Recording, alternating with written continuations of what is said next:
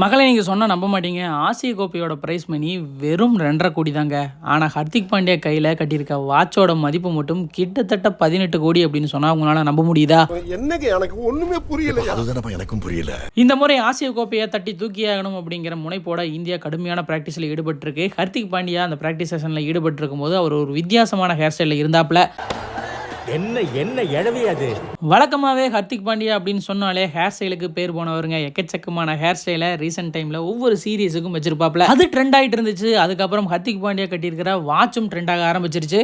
ஆசிய கோப்பையோட prize money கூட அவ்வளோ இல்லை. ஆனால் ஹர்திக் பாண்டியாவோட வாட்ச் பாருங்க 18 கோடி அப்படிங்கிற மாதிரி சொல்லிட்டு இருக்காங்க. அப்படி என்னடா அந்த வாட்சில் இருக்கு அப்படின்னு கேட்குறீங்களா? இந்த வாட்சோட பேரு ரிச்சர்ட்ஸ் மில்லே RM2704. பிரபல டென்னிஸ் வீரரான ரஃபேல் நடாலுக்காக இந்த வாட்சை பிரத்யேகமாக உருவாக்கியிருக்காங்க. இந்த வாட்சோட வெயிட் பார்த்தீங்கன்னா வெறும் 30 கிராம் தாங்க. உலக அளவில் 50 வாட்ச் தாங்க மேனுஃபேக்சர் பண்ணியிருக்காங்க. அதில் ஒரு வாட்ச் ஹர்திக் பாண்டியா கிட்ட இருக்கு. இப்போ இந்த வாட்ச் மேட்டர் பார்த்தீங்கன்னா மிகப்பெரிய வைரலமாக இருக்கு. இந்த நியூஸை பற்றி நீங்கள் என்ன நினைக்கிறீங்க அப்படின்ட்டு கமெண்ட் பாக்ஸில் மறக்காம கூட ஷேர் பண்ணுங்க.